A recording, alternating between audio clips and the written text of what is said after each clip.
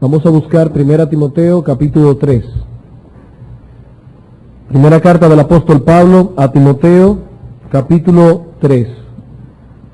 Vamos a leer los primeros 7 versículos.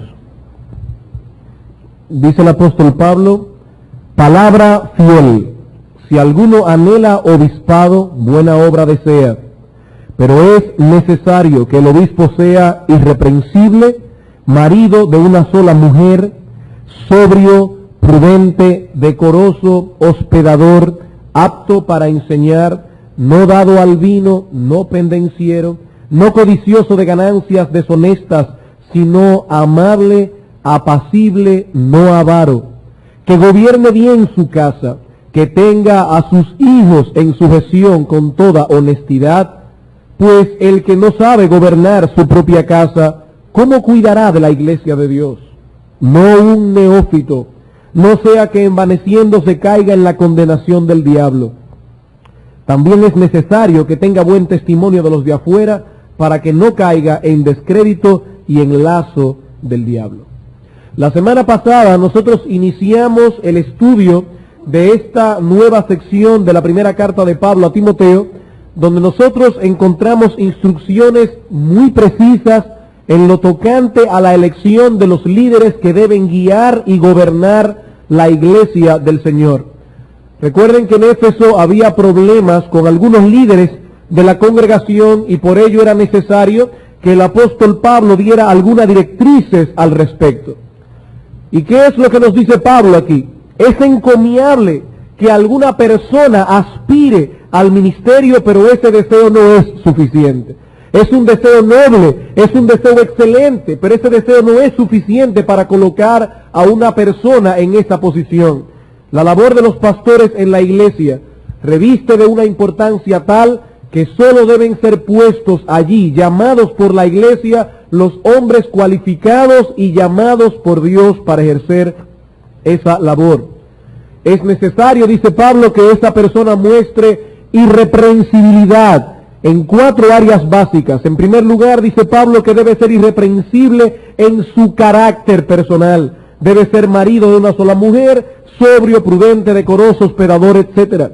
En segundo lugar, dice Pablo que debe ser irreprensible en cuanto a su capacidad administrativa en lo que a lo doméstico se refiere. Versículos 4 y 5, que gobierne bien su casa, que tenga a sus hijos en su gestión, etc. En tercer lugar, dice Pablo que debe ser irreprensible en su madurez cristiana. No debe ser un neófito, no sea que envaneciéndose caiga en la condenación del diablo. Y por último, dice Pablo, que debe ser irreprensible en su testimonio para con la gente del mundo. Dice que tenga buen testimonio de los de afuera para que no caiga en descrédito y en lazo del diablo. Toda persona llamada por Dios a este ministerio siente un anhelo por promover la gloria de Dios, siente un anhelo por el bienestar espiritual de la congregación. Por eso decíamos la semana pasada que el apóstol aquí no alaba la aspiración por el puesto pastoral. Pablo alaba la aspiración por el servicio pastoral. Dice él, el que anhela obispado, buena obra, buen trabajo desea. Recuerden, hermanos, que la aspiración por el oficio corrompe, el deseo por el servicio santifica. No debemos aspirar al cargo del pastor, pero sí debemos anhelar el servicio que el pastor hace para promover la gloria de Dios y el bienestar de los hermanos dentro de una congregación cristiana. Así que ya hemos visto en primer lugar la importancia del oficio pastoral la semana pasada. También vimos el anhelo que siente todo hombre llamado al ministerio. Ahora vamos a ver en tercer lugar la descripción del oficio pastoral. La descripción del oficio pastoral es el tercer punto en esta miniserie que iniciamos. Dice el apóstol Pablo, palabra fiel, si alguno anhela obispado, buena obra desea. Y es necesario aquí que nosotros aclaremos un momento a qué se refiere el apóstol Pablo cuando habla de anhelar obispado, porque la palabra obispo en nuestra cultura tiene una connotación que no es la del Nuevo Testamento. Nosotros vemos a un obispo como un individuo que está encargado de una diócesis. ¿Y qué es una diócesis? Un grupo de iglesias en una región. Es decir, que en la mentalidad moderna, un obispo es un individuo que tiene más autoridad que los sacerdotes y que tiene una supervisión de varias iglesias al mismo tiempo. Sin embargo, cuando nosotros vamos al Nuevo Testamento, nos damos cuenta que un obispo era simplemente el pastor anciano o encargado de una congregación. Por eso nosotros vemos que en el Nuevo Testamento la palabra pastor, obispo y anciano se usan en una forma sinónima, se intercambian esos términos. Por ejemplo, en el libro de los Hechos, en el capítulo 20, el apóstol Pablo manda a llamar a los ancianos que pastoreaban la iglesia de Éfeso. En el versículo 17 de este capítulo dice: enviando pues desde Mileto a Éfeso, hizo llamar ¿a quiénes? A los ancianos de la iglesia. ¿Y qué les dice el apóstol Pablo a los ancianos de la iglesia? Versículo 28, por tanto mirad por vosotros mismos y por todo el rebaño en que el Espíritu Santo os ha puesto por obispos para apacentar o pastorear la iglesia del Señor, la cual él ganó por su propia sangre. Dice el Señor aquí, a través del apóstol Pablo, que los ancianos habían sido llamados a ser obispos para pastorear la iglesia, porque son términos intercambiables. En Tito capítulo 1, versículo 5, es un pasaje paralelo a 1 Timoteo capítulo 3. El apóstol Pablo recuerda a Tito, un encargado apostólico, cuál era la labor que él iba a hacer en la isla de Creta. Versículo 5 del capítulo 1, por esta causa te dejé en Creta, para que corrigieses lo deficiente y establecieses ancianos en cada ciudad, así como yo te mandé. Pero dice Pablo a Tito, que ese anciano debe tener ciertas características, versículo 7, pero es necesario que el obispo sea irreprensible. No dice que el anciano, dice que el obispo. ¿Por qué? Porque un anciano es un obispo, es exactamente lo mismo. Yo te puse allí para que establecieses ancianos, pero recuerda que esos obispos, lo mismo, deben ser irreprensibles. Primera de Pedro, capítulo 5. Primera carta de Pedro a los expatriados en la dispersión, capítulo 5, versículos 1 al 2. Dice Pedro: ruego a los ancianos que están entre vosotros, yo anciano también con ellos y testigo de los padecimientos de Cristo, que soy también participante de la gloria que será revelada. ¿Qué le dice Pedro a estos ancianos? Pastoread.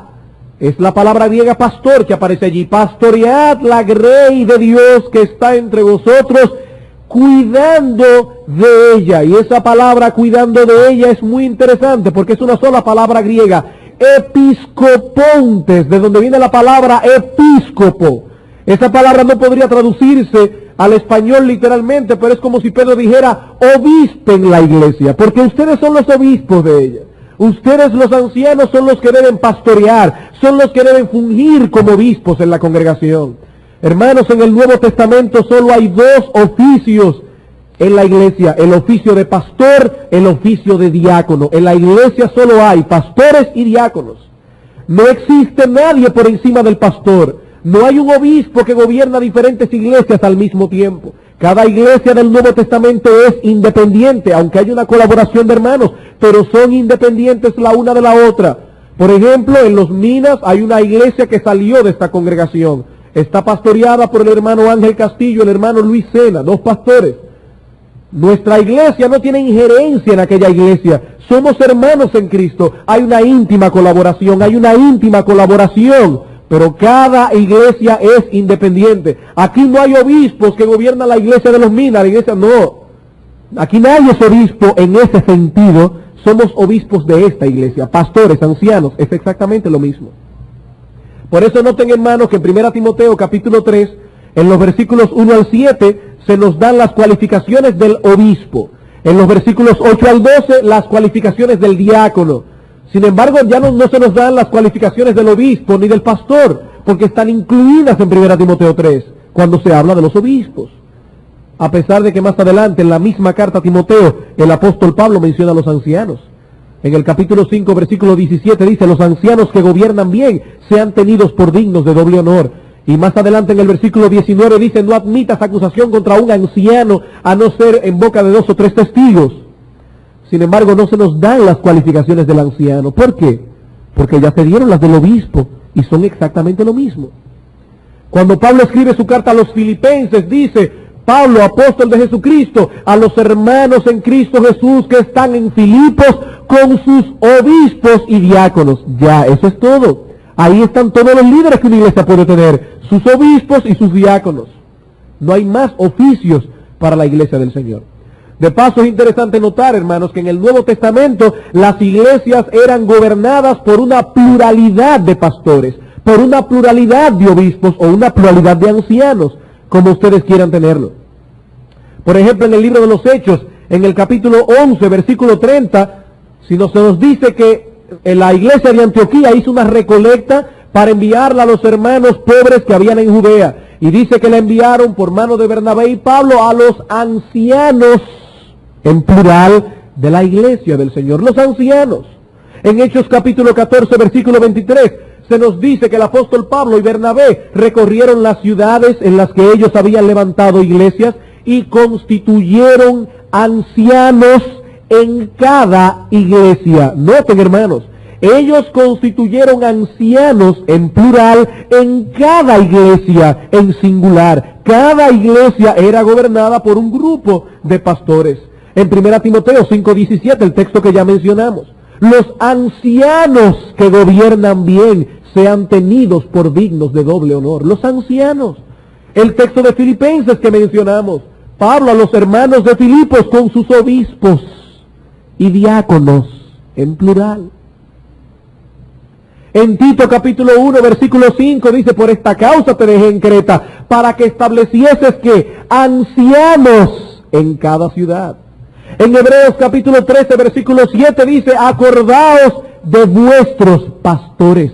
En Hebreos capítulo 13 versículo 17 dice, obedeced a vuestros pastores. En Hebreos 13:24 dice, saludad a todos vuestros pastores. Las iglesias en el Nuevo Testamento eran gobernadas por una pluralidad pastoral. Es como dice Richard Baxter en su famoso libro, El Pastor Reformado, un libro que según algunos es el libro que mano humana haya escrito, que se acerca más a un escrito inspirado del Nuevo Testamento. No estamos diciendo que ese libro fue inspirado, lo que estamos diciendo es que ese libro es muy importante para un pastor. Y dice Richard Baxter ahí, cuando se va a hablar del trabajo de un pastor, hay 2 presuposiciones básicas que deben ser tomadas en cuenta. Primero, cada rebaño tiene su pastor y cada pastor su rebaño. Él dice eso porque hay pastores que les fascina ser pastores de muchísimas iglesias al mismo tiempo. Ellos tienen una iglesia, pero viven predicando en otras. Les fascina que lo inviten a otros lugares. No, Dios nos pedirá cuenta de esta congregación hasta que Dios me mande a otra o mande a otro de los pastores a otra iglesia. Pero mientras tanto Dios me va a pedir cuenta de esta iglesia, no de una iglesia que está en China, en Japón o en Estados Unidos. Uno puede aceptar una que otra invitación, pero los pastores de la iglesia deben ser responsables de su iglesia, como cada hermano de la iglesia debe tener su pastor. No es correcto que un hermano aquí, si sabe que los pastores de la iglesia le van a decir un consejo que él no quiere oír, se va a oír el consejo de otro pastor. No, cada iglesia tiene su pastor, cada pastor su iglesia. Y la segunda presuposición de Richard Baxter es, se supone que el tamaño de la iglesia sea accesible al pastor. ¿Qué significa eso? Que si esta iglesia, ya con el tamaño que tiene, tuviera un solo pastor, yo le aseguro que no podría pastorearla. ¿Cómo ese pastor puede ocuparse de la vida de los hermanos de la iglesia? ¿Cómo ese pastor puede dar una consejería adecuada? De hecho, en esta iglesia los pastores que dan, y lo hemos dicho muchísimas veces, los pastores que ya están no dan abasto para poder pastorear la iglesia en una forma adecuada. Y nosotros estamos conscientes de ello, que hay cosas que se nos escapan porque la iglesia es grande y necesitamos que Dios levante más hombres que se ocupen de la labor. Ahora, no solamente eso, es importante que sea una pluralidad de pastores para que la iglesia sea pastoreada en una forma correcta y no de acuerdo a la mentalidad de un hombre. Dice John MacArthur acerca de esto: mucho se puede decir acerca de los beneficios de un liderato constituido por una pluralidad de hombres piadosos, su combinado consejo y sabiduría contribuyen a asegurar que las decisiones que se toman no son para la autosatisfacción o el autoservicio de una persona individual. De hecho, el liderato de un solo hombre es característico de las sectas, no de la iglesia. Noten, hermanos, que todas las sectas siempre tienen un líder al que ellos miran como el líder máximo. Todas las sectas. Eso no es característico de la iglesia del Señor. Y dice John Murray en un tono similar a este, la pluralidad de pastores es una salvaguarda contra la arrogancia y la tiranía hacia lo cual el hombre tiene su inclinación más característica. Todo hombre tiende a la arrogancia, eso es el ego natural. Todo hombre tiende a la tiranía, pero cuando hay un consejo de pastores, eso salvaguarda a la iglesia del Señor. Ahora, hermanos, ¿cuál es la función de estos hombres? De estos pastores, obispos, ancianos en la iglesia. La función de los pastores es la de supervisar la grey de Dios de acuerdo a la voluntad revelada por Dios en su palabra. Esa es toda la labor de los pastores, supervisar la grey de Dios. Hermanos, no todo el mundo sabe manejar la autoridad. El Nuevo Testamento advierte claramente a los pastores que tengan mucho cuidado de tomar atribuciones sobre la grey que no le corresponden. Cuando el apóstol Pedro escribió su carta, en 1 Pedro 5, hablando a los ancianos, dice, pastoread la grey de Dios que está entre vosotros, cuidando de ella, no por fuerza, sino voluntariamente, no por ganancia deshonesta, sino con ánimo pronto, no como teniendo señorío sobre los que están a vuestro cuidado, sino siendo ejemplos de la grey. Y si Pedro advierte a los pastores que tengan cuidado de ejercer señorío sobre la iglesia, es porque él sabía que eso podía pasar en la iglesia del Señor. Por eso cuando el apóstol Juan escribe su segunda carta, él advierte con respecto a un hombre en la iglesia que se había tomado atribuciones que no le correspondían. En 3 de Juan, versículo 9 y 10 dice, yo he escrito a la iglesia, pero Diótrefes, al cual le gusta tener el primer lugar entre ellos, no nos recibe. Por esta causa, si yo fuere, recordaré las obras que hace parloteando con palabras malignas contra nosotros, y no contento con estas cosas, no recibe a los hermanos, y a los que quieren recibirlos se los prohíbe, y los expulsa de la iglesia. Hermanos, Diótrefes era un pastor en esa iglesia. ¿Y cómo sabemos que él era un pastor? Porque se estaba tomando la atribución de expulsar hermanos de la iglesia. Y dice el apóstol Juan, ese hombre se ha tomado atribuciones que no le corresponden. Ese hombre está gobernando la conciencia de los hermanos de tal manera que él hasta le prohíbe con quién se puede y no se pueden juntar. Hermanos, el único Señor de la iglesia, su única cabeza es nuestro Señor Jesucristo. La única cabeza de la iglesia. Solo Él tiene el derecho de imponer su voluntad sobre la iglesia. Eso no quiere decir que los pastores son innecesarios. Ya nosotros hemos visto la importancia que este ministerio posee en el desarrollo espiritual de una congregación. De hecho, ha sido la cabeza de la iglesia el que ha constituido que hayan pastores en la congregación. En Efesios capítulo 4, versículo 11 dice, Él mismo constituyó a unos apóstoles, a otros profetas, a otros evangelistas, a otros pastores maestros.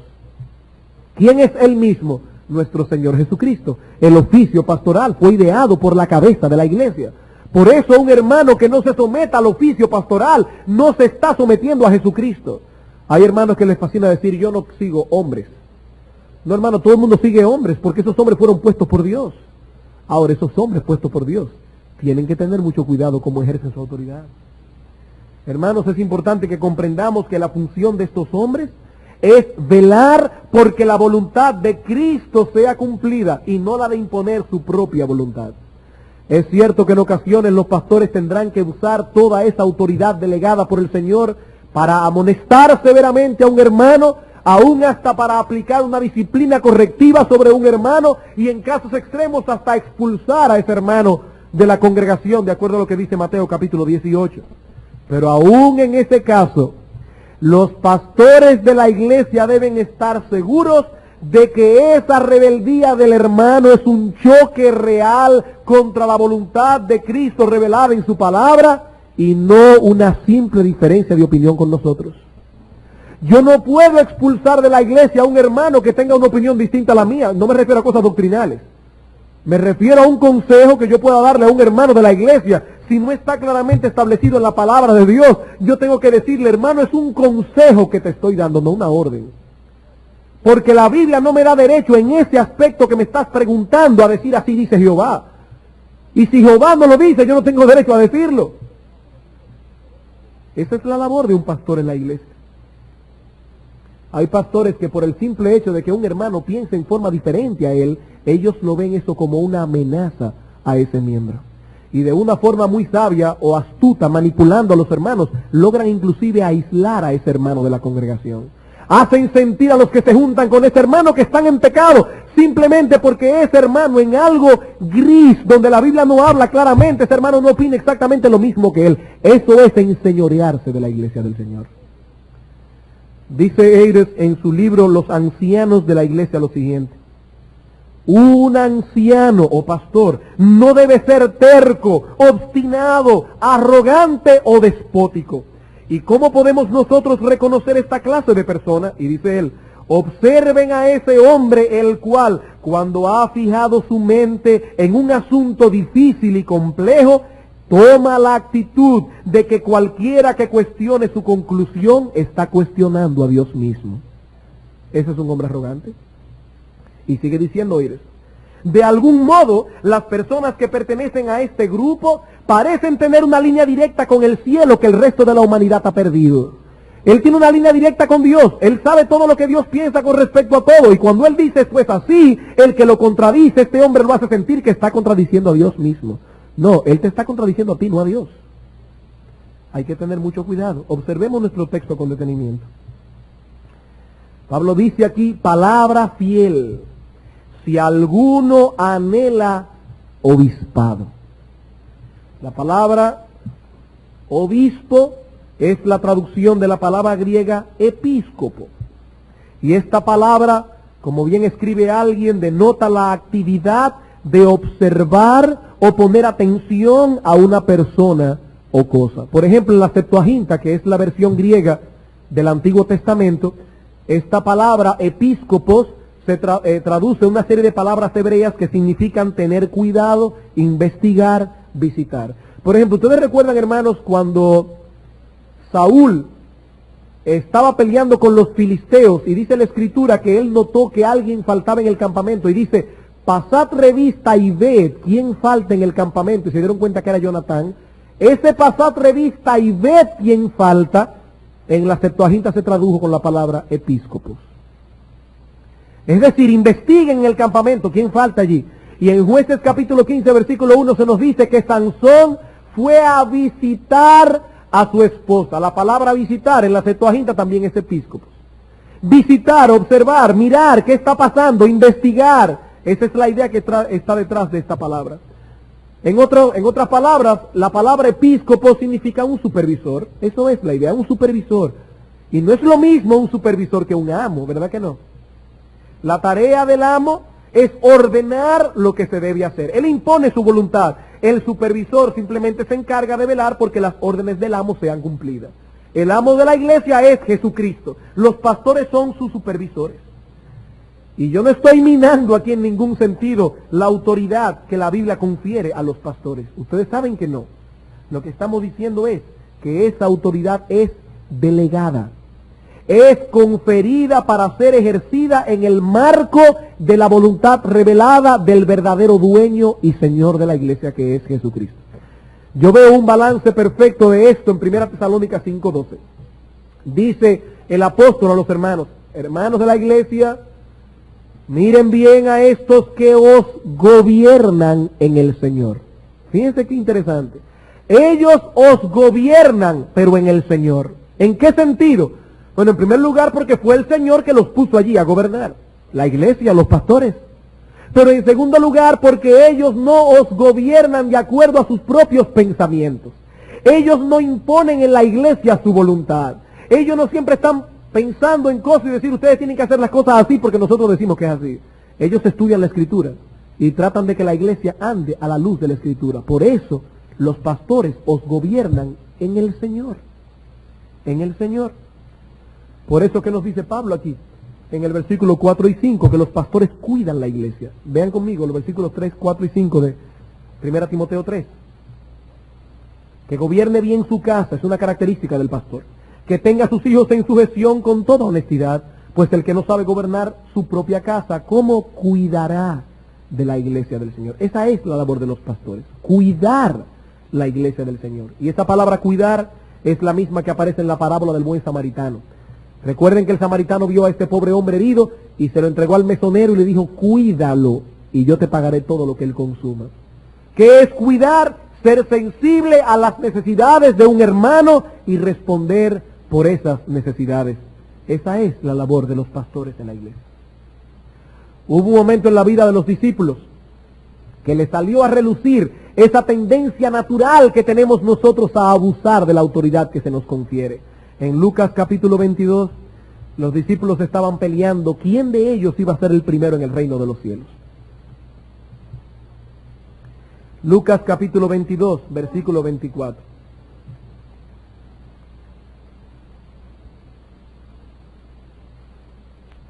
Hubo también entre ellos una discusión sobre quién de ellos sería el mayor. Pero él, Cristo, les dijo, los reyes de las naciones se enseñorean de ellas, y los que están sobre ellas, y los que sobre ellas tienen autoridad, son llamados bienhechores, benefactores y padres de la patria nueva.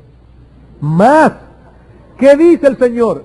No así vosotros, sino sea el mayor entre vosotros como el más joven y el que dirige como el que sirve. ¿Qué está diciendo Cristo a sus apóstoles? Que iban a ser la máxima autoridad terrenal sobre la iglesia. Un ministerio que nunca se ha vuelto a repetir, el ministerio apostólico. Ellos fueron los que recibieron la revelación de Cristo con respecto a su iglesia. Y aún a esos hombres que iban a tener una autoridad que momentáneamente iba a ser mayor que la de los mismos pastores. ¿Qué dice Cristo a esta gente? En la iglesia del Señor, el que posee autoridad debe desempeñarla sirviendo a los demás, no haciendo que los demás lo sirvan a él. Él desempeña su autoridad como siervo, sirviendo a los demás.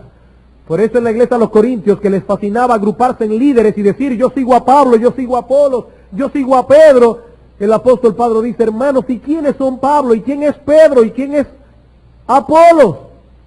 Y en el capítulo 4, versículo 1, Pablo tiene que decirle a los hermanos de Corinto, téngannos los hombres por servidores de Cristo y administradores de los misterios de Dios. ¿Qué son los líderes de una iglesia? Servidores de Cristo. ¿Y qué significa ahí la palabra servidor? Es una palabra conocida por ustedes, la palabra llega juperete. Y el juperete señalaba en un barco el esclavo de más baja condición. El esclavo que remaba en condiciones infrahumanas. Dice Pablo, esos son los pastores, juperetes. Ellos están en la peor condición sirviendo a la iglesia del Señor. Entonces, hermanos, no se agrupen en líderes, porque ¿quiénes somos nosotros? Servidores de Cristo. ¿Y cuál es nuestra función? Administrar los misterios de Dios. Somos administradores de lo que dice aquí, de lo que dice la palabra de Dios. Es para eso que estamos aquí. Cuando un hermano va a un pastor a pedir consejería, ¿qué es lo que debe hacer ese pastor? Decirle a ese hermano, bueno, fíjate hermano, yo opino. No es que yo no opino, es que mi opinión no vale un centavo. Yo tengo que decirle a ese hermano, hermano, mira lo que dice la Escritura. Mira lo que dice la palabra de Dios. Esto es la voluntad del Señor de la iglesia para tu vida. Así dice Jehová, como dice la palabra de Dios. Esa es la función del pastor. Por eso el pastor está también bajo autoridad. En primer lugar, está bajo la autoridad de Cristo. En segundo lugar, está bajo la autoridad de los otros pastores. Ese es el peligro de un solo pastor en una iglesia. Él no tiene quien lo gobierne a él. Pero en una iglesia donde hay pluralidad de pastores, él está sometido a los demás pastores. Yo soy un pastor de la iglesia, pero también soy una oveja. Y soy susceptible a que los pastores de mi iglesia, a la que ustedes son miembros también y participan, me llamen la atención. Por eso dice alguien, muy sabiamente, que el que no sabe estar bajo autoridad no puede ser autoridad. No puede ser autoridad. Hermanos, es increíble y contradictorio que una persona acepte el título de ministro y lo use para enseñorearse de los demás. ¿Qué significa la palabra ministro? Bueno, en el Imperio Romano se usaba la palabra ministro como oposición a la palabra magistrado. Un magistrado era el que estaba encargado de velar porque la ley se cumpliera. Era el individuo que aplicaba o administraba la justicia en Roma. Por eso se llamaba magistrado, porque él tenía un magis. ¿Y qué es un magis? Que él está por encima de los demás. Esos magistrados tenían siervos, que eran los ministros. ¿Y por qué se llamaban ministros? Porque tenían un minus. Ellos eran menos que los magistrados. Entonces, ¿qué es un ministro? Un criado. Hoy se habla de el primer ministro. Cuando usted venga la palabra primer ministro, es que él es el más criado de todos los criados. ¿Qué somos los ministros? Criados de la iglesia. Somos siervos de la iglesia. Porque a los pastores les fascina decir, yo soy siervo, pero del Señor. No, hermano, tú eres siervo de la iglesia. Porque el apóstol Pablo dice claramente en 2 Corintios capítulo 4, versículo 5, dice, no predicamos otra cosa que a Cristo crucificado y a nosotros como vuestros siervos. No dice a nosotros como siervos del Señor, no, como vuestros siervos. Los pastores son criados, son ministros, son siervos de la iglesia del Señor. Esa es la posición que Dios les ha conferido. Esa misma y no otra. ¿Le quita eso dignidad al ministerio? Por supuesto que no, se la añade. ¿Saben por qué? Porque en el reino de Dios la grandeza se mide con la vara del servicio. Juan capítulo 13. Juan capítulo 13.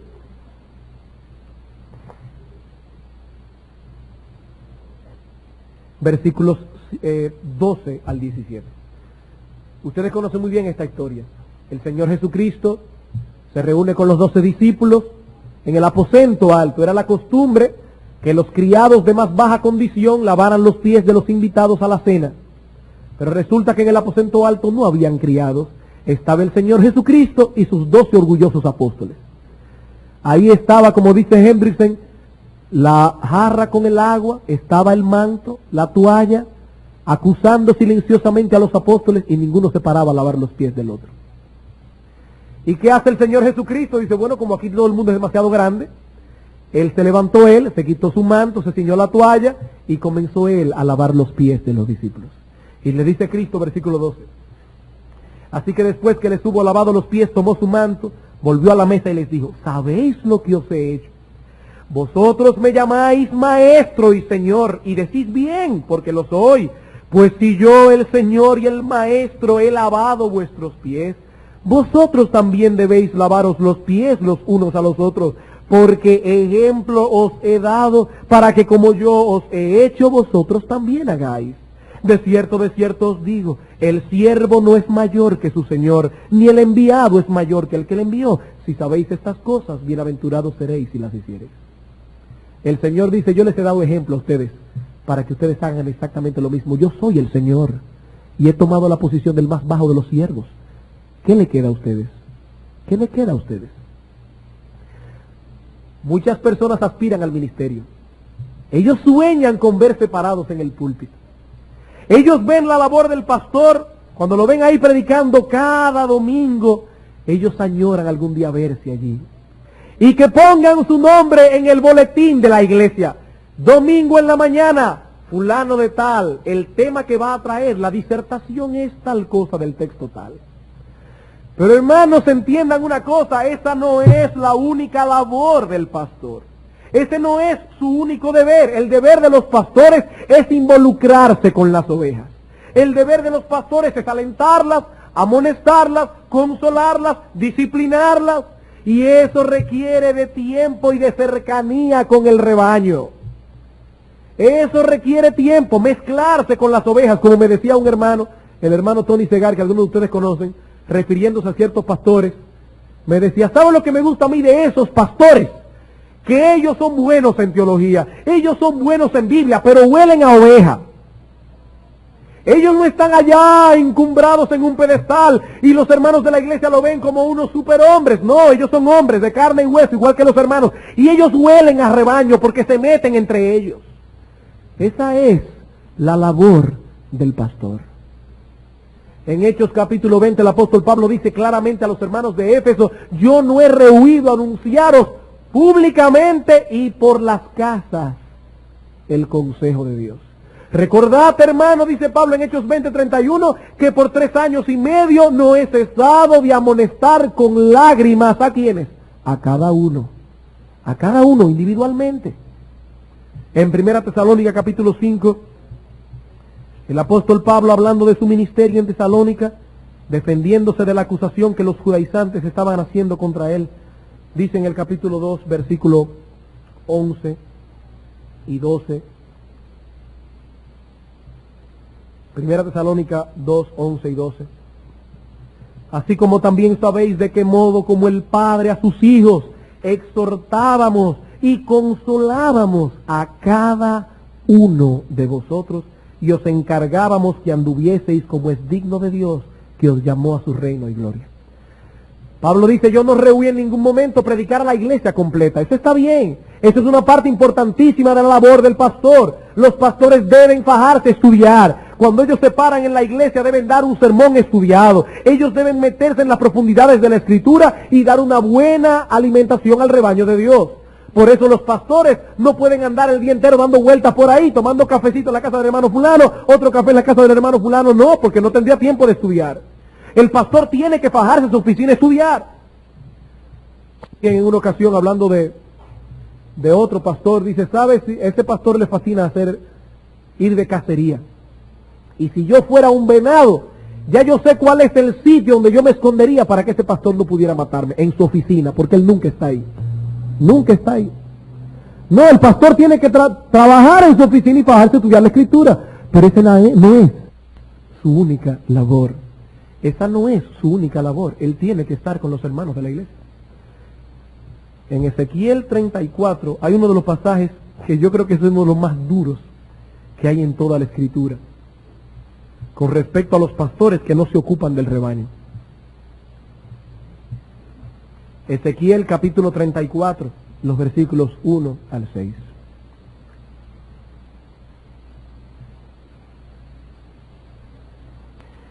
Vino a mí palabra de Jehová diciendo: hijo de hombre, profetiza contra los pastores de Israel. Profetiza y di a los pastores: así ha dicho Jehová el Señor. Ay de los pastores de Israel que se apacientan a sí mismos. ¿No apacientan los pastores a los rebaños?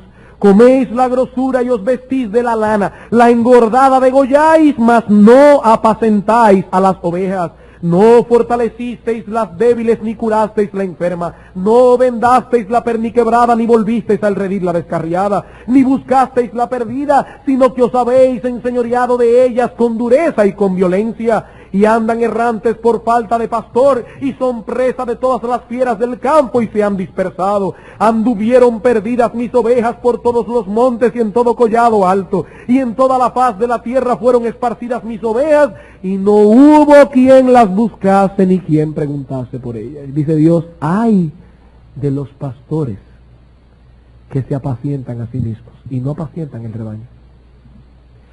Por eso es que el apóstol Pablo dice: tú anhelas el obispado. Óyeme, tú eres, es encomiable tu deseo. El que anhela esta labor, una labor tan dura, y créanme hermanos, tan ingrata en muchas ocasiones, el que anhela esa labor, buena obra desea. Ahora, como decíamos la semana pasada, ese anhelo no es suficiente.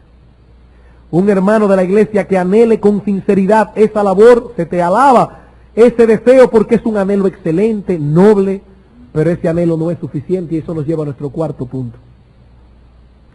Hemos visto ya la importancia del oficio pastoral, el anhelo por el oficio, la descripción del oficio.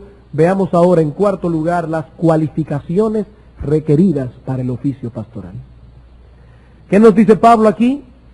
Si alguno anhela el obispado, buena obra desea, pero, hasta aquí todo iba muy bien. Pero es necesario, dice Pablo, que el obispo sea irreprensible. Eso no es una opción, eso no es una sugerencia, es un mandato de Dios que la persona que ocupe la labor de ministrar en la iglesia debe ser irreprensible. Noten que el apóstol Pablo dice aquí, es necesario. Y esa frase es necesario, es la misma que aparece en Juan capítulo 3, versículo 7, cuando el Señor dice a Nicodemo, Nicodemo, te es necesario nacer de nuevo. Es necesario nacer de nuevo y es necesario que el obispo sea irreprensible. Ambas cosas son igualmente necesarias. Por supuesto, eso no significa de ningún modo que el obispo debe ser perfecto. Si eso fuera así, comiencen a despedirme a mí, porque yo no lo soy. Nadie es perfecto de este lado del cielo. Si la Biblia pidiera perfección para que una persona sea pastor, nadie podría pastorear la iglesia. Nadie, porque todos somos imperfectos. La palabra que Pablo usa aquí, que se traduce irreprensible, significa literalmente que alguien que no puede ser asido. Ustedes ven cuando usted captura a alguien haciendo algo malo que dice, te agarré. Bueno, este pastor es irreprensible, es decir, él no es agarrable. Eso es lo que significa literalmente la palabra. No señala a un hombre perfecto, pero sí señala a alguien que no puede ser acusado verazmente. Porque usted puede acusar, la boca aguanta todo lo que usted diga, pero verazmente. Ese hombre no puede ser acusado verazmente de nada que lo marque como indigno de ser embajador de nuestro Señor Jesucristo. Esa es la idea. En palabras más sencillas, un pastor no puede ser un hombre que cuando tú le digas a alguien, ¿supiste quién es pastor de la iglesia? Fulano, que él no diga, que fulano es pastor. No, él no, de ese hombre no se puede decir eso verazmente. Es un individuo que quizás los enemigos lo acusen de toda clase de cosas, pero esos cargos resultarían falsos si se toma una medida justa para evaluar esos cargos y acusaciones objetivamente. Como alguien ha dicho, este hombre no solamente tiene buena reputación, sino que la merece. La merece. Él tiene buena reputación. ¿Y en qué cosas o en cuáles áreas debe ser irreprensible este hombre? Vamos a comenzar a ver la primera en esta mañana. Solamente veremos 3 características de la primera. Debe ser irreprensible en su carácter personal. Y ahí solamente, como digo, veremos 3 cualidades. Primero, dice Pablo, marido de una sola mujer. El pastor debe ser marido de una sola mujer. Eso está dentro de las características, dentro de su irreprensibilidad en su carácter personal. De paso, algunas personas toman este requisito y nos dicen que el pastor debe ser casado obligatoriamente. Que allí lo que el apóstol Pablo está diciendo, que un obispo tiene que ser necesariamente casado, pero hay un problema. Y ustedes tienen que tomar en cuenta eso a la hora de elegir a un pastor. El primer problema que tiene esa interpretación es que Pablo no dice allí que él debe ser marido de una mujer. No, eso no es lo que el texto dice. Lo que enfatiza es que debe ser marido de una sola, pero no que debe tener una. Eso no es lo que el texto dice, sino que si tiene, debe tener una sola. Ese es el énfasis. Y el segundo problema que tenemos aquí es que el mismo que está escribiendo esto era soltero. Porque el apóstol Pablo no tenía esposa, así que si él está diciendo que el obispo tiene por obligación que ser casado, ya se descarta a él mismo y más aún descarta a nuestro Señor Jesucristo. O sea que obviamente esta interpretación no tiene asidero bíblico por ningún lado. Ahora bien, lo que sí es indudable es que este texto echa por tierra tajantemente la teoría de que los servidores de Dios deben ser célibes. Eso sí que no está claro que no es lo que el texto dice. Ahí dice que el pastor debe ser marido de una sola mujer. Por lo tanto, allí Pablo no está pensando que un pastor debe ser soltero.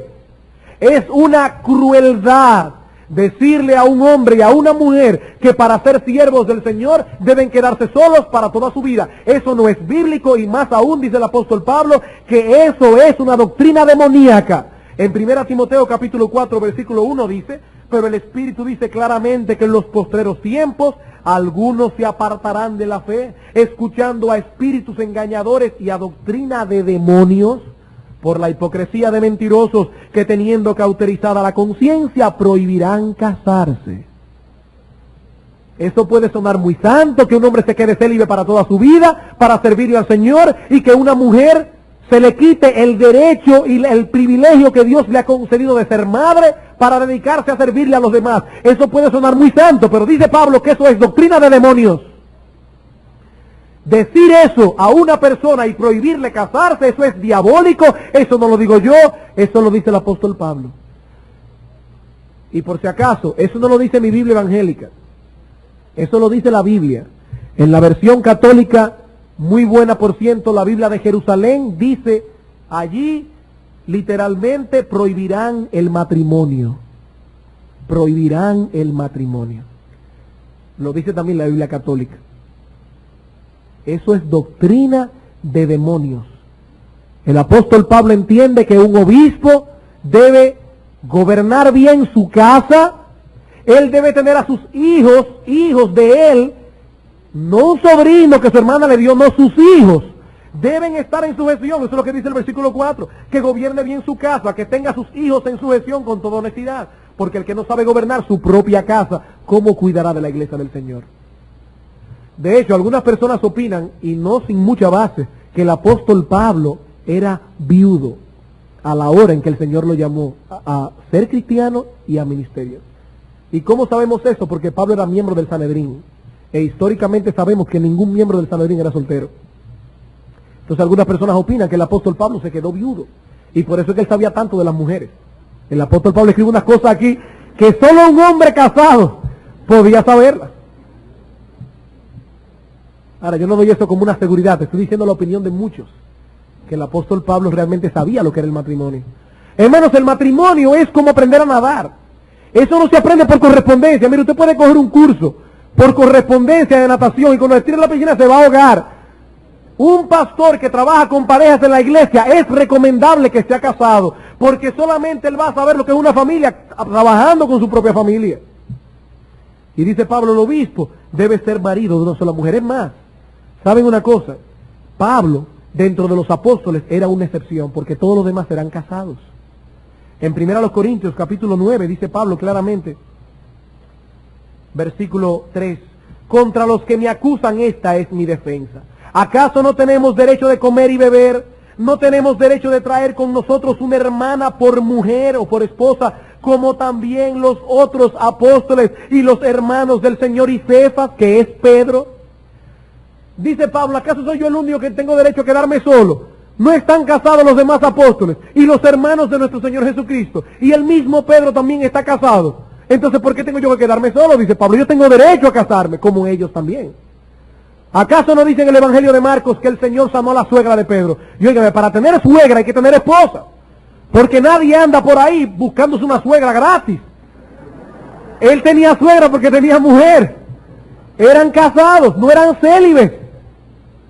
Y dice el apóstol Pablo aquí, el obispo debe ser marido de una sola mujer. Ahora, ¿qué significa eso de que debe ser marido de una sola mujer? Esa frase enfoca la vida moral del pastor. Recuerden, hermanos, que en el tiempo del apóstol Pablo la inmoralidad era una cosa terrible, terrible en el mundo pagano, y muchos de estos hombres habían venido de ese mundo pagano y se habían convertido al Señor. Dice Pablo, el hombre que se ha puesto en el oficio pastoral debe ser reconocido como fiel a su mujer. No debe haber dudas al respecto con su integridad conyugal. Hermanos, si un pastor cae en pecados de inmoralidad sexual, no solo debe dejar de inmediato el ministerio, sino que de por vida nunca, jamás puede ocupar esa posición. No que le pongan una disciplina de 3 meses, no, ni de 1 año. Un hombre que siendo pastor cae en pecados de inmoralidad sexual, no solamente debe ser echado del ministerio inmediatamente, sino que nunca, jamás debe ocupar la posición de pastor. Cuando en una iglesia un pastor cae en pecados de ese tipo y es dejado en el ministerio, no solamente se le está diciendo en silencio a la iglesia y al mundo que la infidelidad conyugal es una cosa de no mucha trascendencia, sino que también se le está diciendo que cualquier persona puede ocupar el cargo del pastorado, y eso no es así. Yo recuerdo haber escuchado la historia de un pastor al que otro pastor fue a hacerle una pregunta a raíz del escándalo del año pasado. Ustedes recuerdan muy bien cómo por 2 ministerios de nivel mundial cayeron meteóricamente por causa de que sus líderes cayeron en pecados sexuales. Y Un pastor fue a preguntarle a este otro pastor que si él creía que el último que cayó, si él podía volver al ministerio. Él dice, mira, yo creo que ese hombre no debe nunca jamás pisar un púlpito. Entonces ese pastor le dijo, bueno, yo tengo problemas porque yo hace unos años, siendo pastor, yo también caí en adulterio. Ahora, yo no tenía un ministerio como el que ese hombre tenía. A mí nadie me conoce, mi iglesia es una iglesita pequeña en un pueblecito en Estados Unidos. Nadie sabe que yo cometí pecado de adulterio. Y ese pastor le dijo, sí, Dios lo sabe. Dios lo sabe. Un hombre que caiga en ese tipo de pecado no debe nunca volver a pararse en un púlpito. Eso rebaja el oficio pastoral. Dice el apóstol Pablo, debe ser marido de una sola mujer. O como el texto griego dice, un hombre de una mujer. Todo el mundo sabe que ese hombre vive para esa mujer. Él es fiel a esa mujer. No solo en el sentido sexual. Él es fiel a esa mujer. Él es hombre de una mujer. Él vive para esa mujer. Ella es, y todo el mundo lo sabe, su mujer. Marido de una sola mujer. En segundo lugar, dice el apóstol Pablo, debe ser sobrio y prudente. Sobrio y prudente. Y nosotros hemos colocado estos dos términos juntos porque están íntimamente relacionados. La palabra sobrio significa literalmente alguien que no es controlado por el vino. Aunque en el Nuevo Testamento esta palabra y en el griego clásico tiene un significado más amplio. Podemos traducirlo moderado, equilibrado, calmo, cuidadoso, firme, sin excesos, que posee autocontrol. Es decir, se trata de una persona que siempre está en sus cabales, de modo que pueda supervisar adecuadamente la grey de Dios. Por eso, un hombre que sea sobrio necesariamente va a ser prudente. Pablo dice que sea sobrio y que sea prudente. Esa palabra prudente nos habla de alguien que posee sensatez, un juicio sano. Alguien ha dicho que nosotros podemos traducir esa palabra un sentido común santificado. Él tiene un sentido común santificado. La idea es que el pastor debe poseer una mente sana, debe ser capaz de observar todas las cosas y juzgar objetivamente. Él debe ser capaz de levantarse por encima de sus propios sentimientos y prejuicios. Eso es muy importante. Un pastor puede él creer una cosa, pero si no tiene base bíblica, a la hora de aconsejar a un hermano, él debe ser prudente. Él debe ser capaz de levantarse por encima de sus sentimientos. Él debe ser capaz de levantarse por encima de sus prejuicios. Él no se la coge con nadie en la iglesia. Él no tiene prejuicios. Es un hombre sobrio, es un hombre prudente. Todo eso mezclado con una gran cantidad de discreción. Tenemos que coger todo esto y mezclarlo con una gran cantidad de discreción. Eso es sobrio y prudente. Él no habla de más. Él no habla de más. Él es prudente con lo que habla. Dice Fairbairn, un tremendo comentarista, hablando de ese texto: cuán a menudo los ministros altamente capacitados pierden el fruto de todos sus dones y trabajos debido a fallas e imperfecciones notorias en esta área. No existe una infidelidad obvia en el deber, tampoco tiene un espíritu negligente, ni deficiencia en la vida y poder en las ministraciones del púlpito, pero aún así, por esas exhibiciones recurrentes de un temperamento ingobernable o de actos específicos de indiscreción, puede echar abajo las metas de su gran llamamiento, tanto como si estuviera viviendo una vida mundana e indiferente. Dice Fairbairn, un hombre que tiene un temperamento ingobernable, que no se puede callar, que fácilmente suelta una cosa, ese hombre puede tener todas las otras características, pero va a echar por tierra su ministerio, tanto como si fuera un hombre mundano o tuviese una vida indiferente. La semana próxima nosotros continuaremos estudiando las cualificaciones que Dios exige de toda persona que vaya a ocupar el pastorado en una congregación. Repito, hermanos, estas características no son optativas, no son sugerencias. Nuestro texto nos dice que es necesario que esas cosas estén allí, presentes en ese hombre. Pero antes de concluir, es importante que recordemos dos cosas. Primero, hermanos, nadie es perfecto. Y eso no es lo que el texto exige. El apóstol Pablo está hablando aquí de un obispo que es irreprensible porque es un ser humano.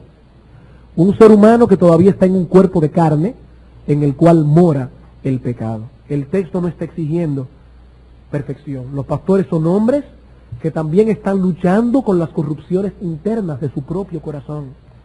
Estas características todas, oigan bien, todas esas características deben estar presentes en esos hombres, pero es indudable que algunas serán más latentes que otras. Hay áreas en las que los mismos pastores van a tener que trabajar, o si quieren ponerlo de otra manera, este cuadro que está dibujado allí es el cuadro que debe ser el de todo pastor, pero todos los días va a haber que dar un retoquito por aquí, un retoquito por allá. Esa es la idea. Ellos son hombres también. Se los digo porque hay hermanos a veces que dicen, yo vi al pastor muerto de la risa. ¿Y qué tú quieres a él? ¿Qué tú quieres que él sea? ¿Un robot? Y en segundo lugar, otra cosa que es importante que recordemos, las características que hemos visto aquí son las que Dios espera de todo creyente. Son las que Dios espera de todo creyente. Los hombres que componen nuestra congregación deben mirar sus vidas todos a través de este prisma, de modo que puedan examinar con objetividad y cuidado cuáles son esas áreas en las que ellos deben trabajar con más ahínco. Esta forma no solamente aumentará la piedad y la fortaleza de la iglesia y de las familias que la componen, porque imagínense, si las cabezas de las familias son lo que dicen allí, las familias van a ser fuertes, la iglesia va a ser fuerte, pero más aún, habrá un universo más amplio de elección a la hora de elegir nuevos hombres para el ministerio. Es verdad que es Dios quien llama a los hombres que van a liderar la iglesia, pero somos nosotros los responsables de que nuestras características sean estas, para que no haya ningún obstáculo si acaso Dios quiere llamarnos. Por eso el apóstol Pedro dice en su carta, añadid a vuestra fe virtud. ¿A quién le dice eso? A usted, que añada a su fe virtud. Es usted que tiene esa obligación. Vamos a seguir escuchando estas cosas la semana próxima, y quiera Dios que el Espíritu Santo pueda levantar hombres así en nuestra congregación que nos ayuden en la labor pastoral y diaconal. Vamos a orar. Te damos las gracias, oh Padre, por tu palabra predicada. Gracias, oh Señor, porque tú no nos dejaste oscuras con respecto a un asunto tan importante para la vida espiritual de la iglesia, la elección de los líderes. Solo queremos pedirte, oh Señor, que tu Espíritu Santo tome estas características y presione fuertemente la conciencia de los hermanos de nuestra congregación para que se levante un buen grupo de hombres que tengan estas cualificaciones que están allí y puedan ayudarnos en la labor pastoral. Bendícenos, Padre, dirígenos en la próxima elección que tendremos de líderes en nuestra iglesia. Te lo suplicamos en el nombre de Jesús. Amén.